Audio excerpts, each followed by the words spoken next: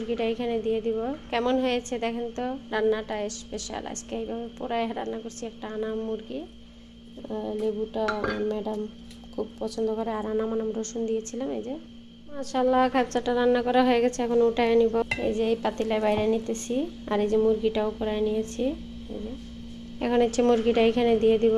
কেমন হয়েছে দেখেন তো, রান্নাটা স্পেশাল। আজকে এইভাবে পোড়ায় রান্না করছি একটা। এই আনাম মুরগি রান্না করা মনে আর 10 দিন পারবো রান্না করতে, তারপরে বন্ধ হয়ে যাবে। কারণ বাংলাদেশে চলে গেলে এত মুরগি রান্না করা অসম্ভব। কোথায় পাবো এত টাকা, গরিব মানুষ। বাংলাদেশের জিনিসের যেই দাম, চিন্তা করি দেশে যায় কি করব।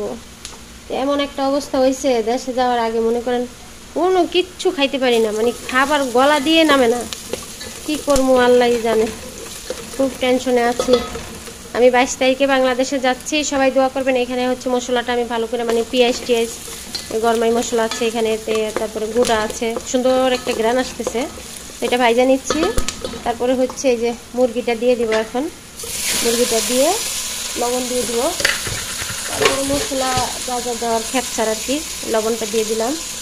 তারপরে হচ্ছে টমেটো মার্জনটা আজকে এইভাবে দিব, যেহেতু চামড়া সহকারে রান্না করতেছি তো, তাই এইভাবে দিলাম। তারপরে দিয়ে দিব এই যে গোলমরিচের গুঁড়া। এটা সব কিছু দিয়ে মুরগিটাকে ভালো করে ভাজা ভাজা করে পানি দিয়ে দিব, হয়ে যাবে। একটু উল্টায় নেই, আসলে মোবাইলটা ধরে রাখছি, এটা এখন উল্টাইতে হবে। উল্টাইতে গেলে পাতিলা পড়ে যায়। সবাই সবার জন্য দোয়া করবেন, আল্লাহ যেন সকল প্রবাসী ভাই বোনদেরকে সফল করে বাংলাদেশে নেন। এই আশাটা আমার, আশা প্রত্যাশা আল্লাহর কাছে প্রার্থনা করি সব সময়, সবাইকে আল্লাহ সফল করুক। যদিও আসলে আমি সেভাবে সফল হতে পারি নাই এখনও, তবে আমার বাড়িতে প্রবলেম, যেতে হবে আমার দেশে। আমার বোন অসুস্থ, বোনের চিকিৎসা চালানোর জন্য বাংলাদেশে যেতে হবে। কষ্ট দুঃখ নিয়ে দেশে যাচ্ছি, সবাই দোয়া করবেন, আল্লাহ যেন এই দুঃখের থেকে আমাকে মুক্ত করেন। যদিও কষ্ট এই দুনিয়ায় যারা থাকে, কষ্ট যাদেরকে দেন আল্লাহ, তাদেরকে নাকি ভালোবাসেন। তো সেই জায়গার থেকে মেনে নেই যে আল্লাহ হয়তো ভালোবাসেন আমাকে এত কষ্ট দুঃখ দিয়ে। তো মুরগিটা এখন ভালো করে কষায় নিচ্ছি, তারপরে পানিটা দিয়ে দিব। কিছুক্ষণ ভাজা ভাজা করার পরে পানিটা ঢেলে দিলাম। এখন মুরগিটা সিদ্ধ করে নিব ভালো করে, তারপরে এটা উঠায় নিয়ে হচ্ছে ওভেনে দিব। বাংলাদেশে যেতেও ভয় লাগে, 1 লাখ 2 লাখ টাকা দিলেই একজনকে খুন করা যায়। একজন ঠেট দিয়েছে আমাকে, খুন করবে বাংলাদেশে যাওয়ার পরে। তো সবাই দোয়া করবেন, যদিও খুন হয়ে যায় তো এই বাংলাদেশে তো আর বিচার পাবো না। হয়তো সেই মানুষটাকে দেখাবে, জেলে নিচ্ছে, ধরে নিচ্ছে, তার ফাঁসির হুকুম হয়েছে, তারপরে ওই যে দয়া করে তাকে ছেড়ে দেওয়া হবে, যেমন জল্লাদ শাহজাহানকে ছেড়ে দেওয়া হয়েছে সেরকমই। আর আর যে চলে যায় তার জন্য তো 2-4 দিন কান্নাকাটি, হাই হুতাশ। অনলাইনের মানুষ ভিডিও বানায়, টাকা ইনকাম করে একটা মৃত ব্যক্তিকে দিয়েও, কিন্তু সেই মৃত ব্যক্তিটার জন্য কি করেন তারা? কিছুই করেন না। কিন্তু তো সবাই আমার জন্য দোয়া করবেন।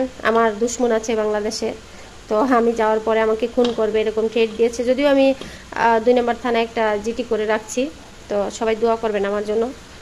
আর বাংলাদেশের কথা আর কি বলবো, কিছু বলার নাই। 2 লাখ 1 লাখ টাকা দিলেই নেশাখোরদেরকে, নেশাখোরেরা তো তখন ওই 2 লাখ টাকাকে অনেক বড় মনে করে। বাংলাদেশে এই গাঁজা ইয়া বা এটা যেই পর্যন্ত বন্ধ না করতে পারবে, সেই পর্যন্ত এই খুন খারাপিও বন্ধ হবে না। এটা আমি আগের থেকেই বলি, তো এখনও বলে গেলাম। তো আমার জন্য সবাই দোয়া করবেন, আমি যেন সহি সালামে যেতে পারি বাংলাদেশে। আল্লাহ যেন আমাকে সহি সালামে নেন।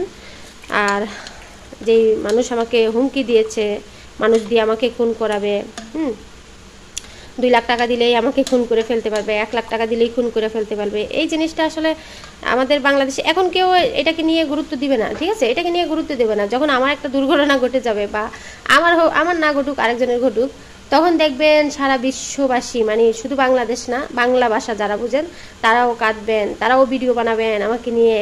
কিন্তু আমি যে এখন বেঁচে আছি, আমি যে বারবার চিৎকার করছি, কারো কাছে যাচ্ছি, বলছি, এলাও নাই। হ্যাঁ, এলাও নাই। তো যাই হোক, সবাই ভালো থাকবেন। আল্লাহ যেন এইরকম দুর্ঘটনা কাউকে না ঘটান, এরকম বিপদে যেন কাউকে না ফেলান।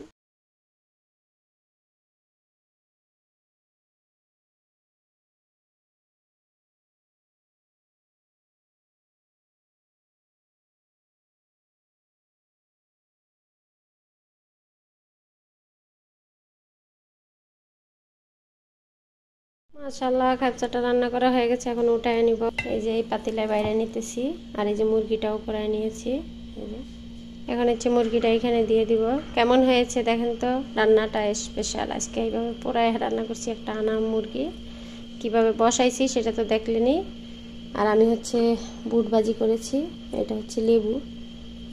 লেবুটা যে আমার কপিল মুরগির মাংস নিয়ে আসছে 1 কার্টন, এখানে কাটায় আনছে। তো এটাই মনে এই 1 সপ্তাহ চলে যাবে। আর মুরগির মাংস আপনাদেরকে দেখাইতে পারবো না, মানে এইভাবে না, এত বেশি বেশি না, অল্প অল্প হয়তো বাংলাদেশে গেলে পাবো ইনশাল্লাহ। আর এখানে শসা 2 প্যাকেট আনছে, 2 প্যাকেট। এখানে আছে লেবু, লেমন।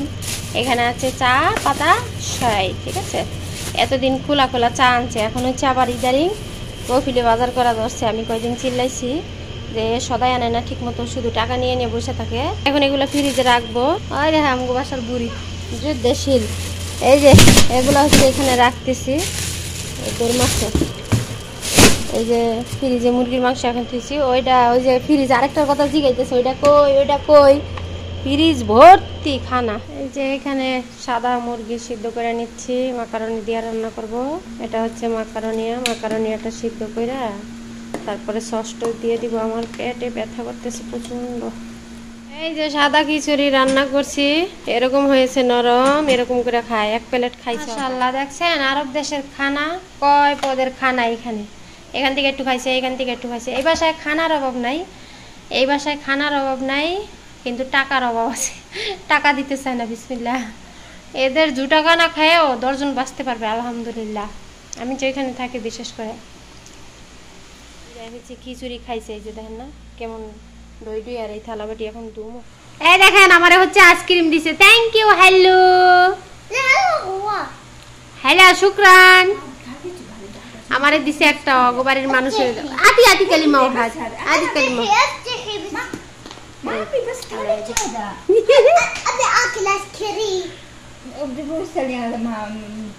উসগুল এ হচ্ছে রাগ করতেছে। এটা যেই শুকনা ছিল এখন বড় হয়ে গেছে। আমার একটা দিয়া গেছে, ওগো বাড়িটারে দেয় না। এখন আমি একটা তিয়া কাইটটা হচ্ছে ওগো বাড়িটারে দিমু। আর আমি যদিও এটা খামু না, আমি হচ্ছে খাই ওই যে দুধের আইসক্রিম গুলো আছে, সেগুলো ভালো লাগে। এই বাসার বাচ্চারা আমাকে ভীষণ ভীষণ ভালোবাসে, ঠিক আছে, অনেক ভালোবাসে। আসতেছে, আসলে ওই ছেড়ে দিমু অর্ধেক, আমি খামু অর্ধেক।